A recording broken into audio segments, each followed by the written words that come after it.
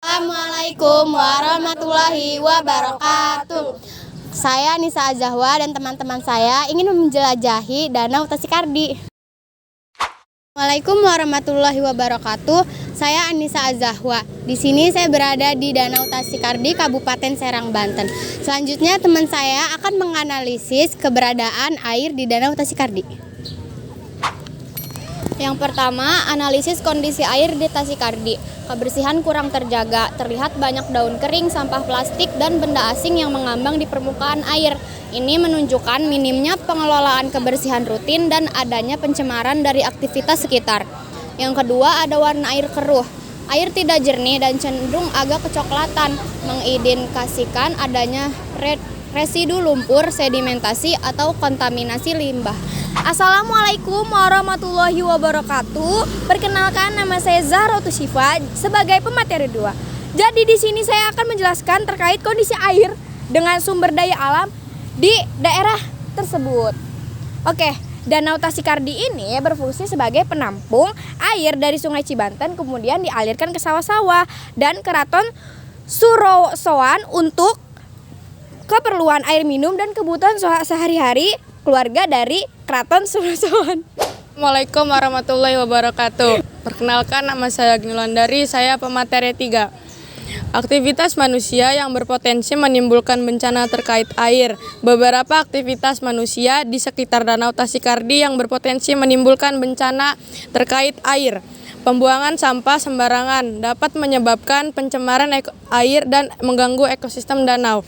Alih fungsi lahan, perubahan lahan resapan menjadi pemukiman atau industri dapat mengurangi kemampuan tanah menyerap air, meningkatkan resiko banjir. Kurangnya perawatan infrastruktur, kerusakan pada saluran air dan fasilitas penunjang dapat menghambat distribusi air dan menyebabkan genangan.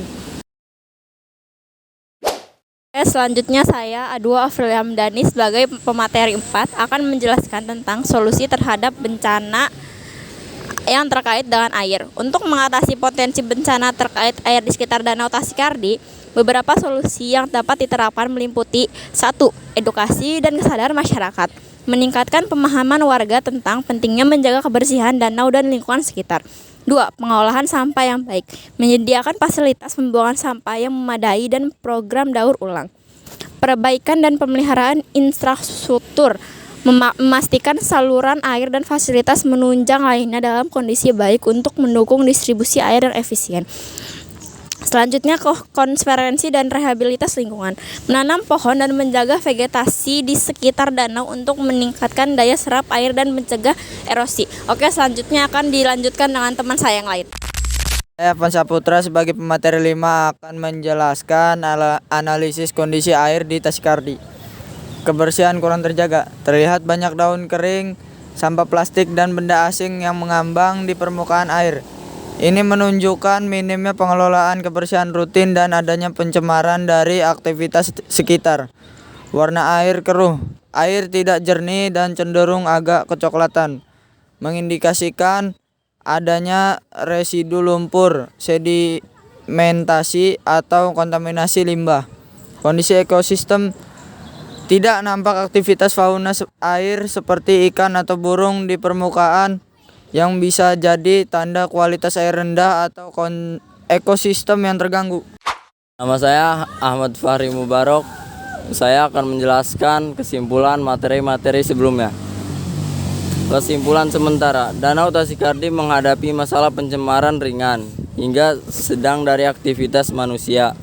Perlu pembersihan rutin, pengawasan sampah, dan edukasi masyarakat untuk menjaga kualitas air dan kelestarian lingkungan sekitar danau.